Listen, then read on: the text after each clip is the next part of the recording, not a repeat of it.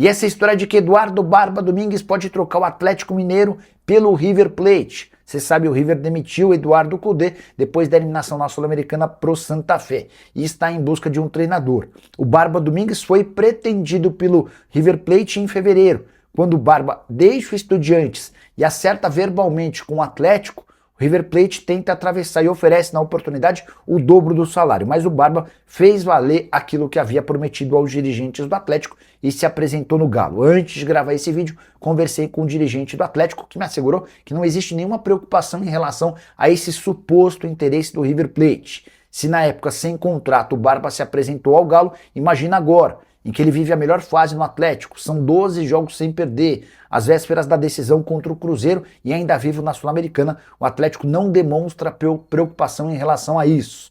Só para completar, contar que conversei na manhã dessa sexta-feira com uma pessoa que cobre o River Plate e essa pessoa afirmou que ainda existem uma série de nomes sendo especulados, nenhuma definição sobre o que o River Plate vai fazer em relação ao substituto de Eduardo Cudê. Vem do exterior a informação de que o Galo sondou a situação de Juan Jesus. Você vai lembrar dele, zagueiro de 35 anos de idade, revelado no Internacional e com passagens longas por Inter de Milão, Napoli e mais recentemente pela Roma. Perdão, ele foi para Inter de Milão em 2011, ficou na Roma depois de 2016 e depois se mudou para o Napoli em 2021. O jogador está desempregado, não teve seu contrato prorrogado no Napoli, mas vai dar preferência a clubes do futebol europeu, ainda que seja para ganhar menos do que o Galo estaria disposto a gastar. O Atlético pensa numa contratação para a zaga depois de problemas no seu sistema defensivo, vale a lembrança da contusão do Lienco. A pergunta que eu deixo para você, torcedor do Galo: será que vale a pena investir num jogador que certamente não vai ser barato, tendo o Vitão pedindo passagem? Jogador formado na base do clube, chegou com 12 anos de idade e deixou a melhor impressão, tanto nas partidas contra o Internacional como diante do Cruzeiro nessa terça-feira, mesmo entrando de sopetão por conta de uma lesão do Juan Tressoldi. Só para completar, contar que o Tressoldi passou por exames de imagem que não apontaram nenhuma lesão. O zagueiro havia se contundido depois de um choque desleal do Caio Jorge. Você vai lembrar da cambalhota que o Juan Tressoldi deu caindo de cabeça no gramado. A saideira sobre o Atlético: Riquelme, jogador campeão sub-17, campeão brasileiro sub-17 com o Galo, renovou seu contrato até dezembro de 2029. E o Flamengo registrará um prejuízo de 90 milhões de reais com Everton Cebolinha. E olha que eu estou me atendo apenas à aquisição de direitos econômicos.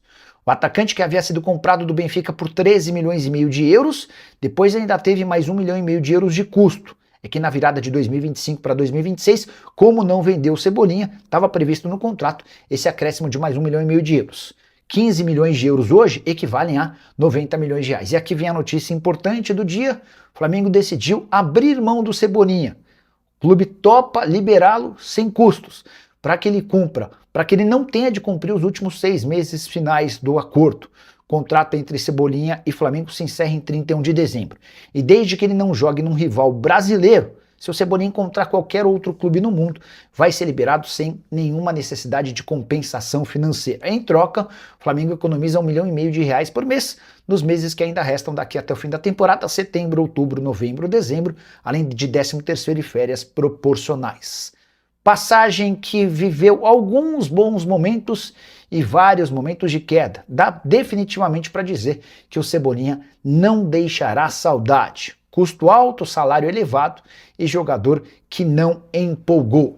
Só para completar, o Cebolinha tinha negociações fechadas com o Krasnodar, mas na última hora o presidente do clube russo recuou e, diante desse cenário, Cebolinha ainda procura interessados em seu futebol. Caberia no seu time do coração se fosse para que o seu clube contratasse o Cebolinha de graça?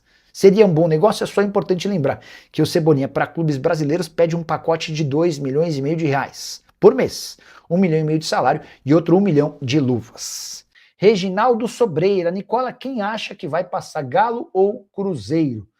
Reginaldo, eu gostei mais do Atlético ontem. Achei que o Atlético conseguiu defender melhor a sua proposta de jogo. Foi pouco ameaçado, levou perigo nas bolas paradas. É engraçado, né? Porque o Vitor Hugo tá longe de ser um zagueiro eficiente defensivamente. Ele até deu uma pichotada uma hora, mas ofensivamente ele vai bem pra caramba. Eu gostei demais do Vitão, baita surpresa. jogador formado na base, 18 para 19 anos de idade, entrou bem demais no lugar do Juan Tressoldi. E eu, se fosse dirigente do Atlético, não contrataria zagueiro em hipótese alguma, não há necessidade. Mas, por outro lado, há uma necessidade gigante de contratar um 9. Nem o Cassier, muito menos o Thiago Borbas, me parecem boas opções, tá bom? O Galo irá trazer zagueiro. Fábio, surgiu a especulação de que o Juan Jesus, zagueiro brasileiro, que surge no Internacional, passa pela Inter de Milão, pela Roma e pelo Napoli, só jogou em clube grande, né? E sempre por muito tempo. O cara tá livre no mercado, ele foi sondado pelo Atlético, mas o Atlético foi informado pelo staff do Juan que ele vai dar preferência a continuar no futebol europeu. Eu não contrataria zagueiro, eu daria preferência para um 9. Eu acho que o Vitão se mostrou extremamente eficiente e vale a pena dar mais minutos para esse menino, tá bom? Amigo Belton Lindomar. Nico, Cruzeiro quebrou meia múltipla, levando apenas um cartão amarelo. Você concorda que um cartão amarelo configura falta de competitividade? Especialmente num jogo entre Cruzeiro e Atlético, sim. Mas, Beltão, o lance do Caio Jorge não era para cartão? Então ontem o que eu vi foi um árbitro querendo... a verdade é que o Flávio Rodrigues... É Flávio Rodrigues Guerra? Eu sei que é Flávio, eu detesto lembrar. Quer ver, ó? Deixa eu só ver rapidinho para Cruzeiro 1, Atlético, árbitro. Flávio Rodrigues de Souza. Eu só errei o último nome. A verdade é que o Flávio Rodrigues de Souza deixou muito a desejar. Só no primeiro tempo era para ele ter aplicado uns 2 cartões para cada lado. Mas, cara, o Atlético competiu muito mais do que o Cruzeiro ontem. E até natural, né? É a característica do time do Barba. É um time mais reativo, é um time mais defensivo. O Cruzeiro é mais talentoso, o Cruzeiro tem mais capacidade técnica. Mas ontem, para mim, foi inferior. Eu não gostei do jogo do Cruzeiro ontem, tá? Achei que 1-1 foi bom resultado para o Galo e não foi bom resultado para o Cruzeiro. E Fred estreou com a camisa do Galo, ele participou dos minutos finais do empate em 0-0 contra o Internacional no Beira-Rio. Atuação importante de alguém que quer sempre ter a bola. Esse foi o grande chamariz da participação de Fred, que queria muito jogar no seu clube do coração. E o ex-volante da seleção brasileira, Fabinho, que foi pretendido por vários clubes brasileiros, não está mais desempregado. Ele assinou nesse sábado um contrato com o Trabzonspor da Turquia. O volante de 32 anos de idade consegue realizar aquele seu desejo de voltar para o futebol europeu. É óbvio que o Fabinho imaginava se jogando num time maior. Ele chegou a cogitar, sonhar em voltar ao Real Madrid. Mas no Trabzonspor ele vai ter vencimentos parecidos aos que tinha no Al Ittihad, onde ganhava 11 milhões de reais por mês. Cheguei a contar para vocês que o Fabinho tinha no Al Ittihad o maior salário entre atletas convocados para a seleção brasileira na Copa do Mundo. Trabzonspor que recentemente fechou com o Mohamed Salah e ainda pensa na contratação de um grande centroavante. Uma das possibilidades é Pedro, informação que você soube primeiro aqui no canal do Nicola.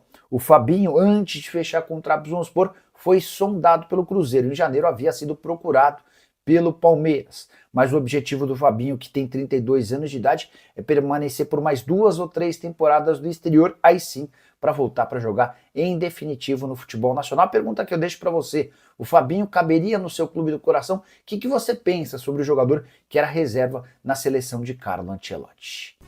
O Atlético aposta, obviamente, que possa trazer algum tipo de problema, mas é o que eu disse nos donos da bola, é que por trás desse efeito, por trás desse julgamento, por trás desse processo, tem outras coisas, né? Que é marcar o jogador, né? Nós estamos aqui deixando escancarado, vocês precisam ficar de olho no jogador, etc e tal. Estou falando em caso de não haver punição. Né? De meio que marcar, ele está cometendo esse tipo de coisa no clássico, aí a arbitragem já fica com olhos diferentes pro atleta e tal, enfim. É a guerra que acontece, entre aspas, muito, né? Falando de guerra, antes do clássico e fora de campo, né? E que tá tudo certo. É o que eu disse aqui, o Atlético está defendendo os interesses cada um tem dele, seus interesses. E o Cruzeiro vai defender os interesses dele e tal, enfim, é isso. Gostaria de ouvi-lo sobre o assunto. O Cruzeiro e o Atlético também foram denunciados, eu acho que por atraso, não foi isso? Atraso no retorno, né? Atraso no retorno. E sinalizador. Sinalizador usado nas 2 torcidas, isso. Exatamente. Mas isso aí é multa, né? Isso aí é multa. Eu acho que vai ser convertido para multa também, esse caso do Caio Jorge, uma advertência. Ficaria muito surpreso dele tomar jogos de suspensão. E é isso.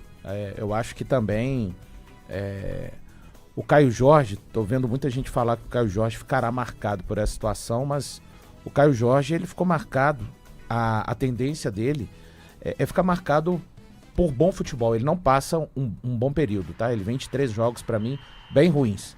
Os 2 jogos contra o Flamengo, ele jogou mal, tanto o 2-1 do Flamengo lá na Libertadores, mas o 2-1 do Cruzeiro aqui e o outro jogo contra o Atlético 1-1. Então, pra ele dar, de repente, aquela refletida, e acho que ele pode também. A gente tá falando de um Atlético que a questão de ganhar o clássico fora das 4 linhas, o Caio Jorge, ele tem capacidade, para mim, técnica e cognitiva para também levar isso pro campo. Para mim, ele não vai ficar fora do jogo, com punição ou sem punição. O Cruzeiro deve conseguir um efeito suspensivo e dar uma resposta, né, para si próprio, para o Cruzeiro, não para o Atlético. Ele joga no Cruzeiro, então as respostas dele precisam ser direcionadas ao Cruzeiro, ao staff do Arthur Jorge, ao Pedro Lourenço, ao torcedor cruzeirense, e que ele pegue isso tudo que está acontecendo, porque também eu acho que está acontecendo só porque é o Caio Jorge, tá? Eu não acho que o Atlético daria essa importância se o fato tivesse acontecido com outro jogador menos importante. É o que eu tenho para mim, e aí cada um pode ter a sua própria opinião, mas até a segunda-feira a gente vai viver essa expectativa do que vai acontecer no julgamento.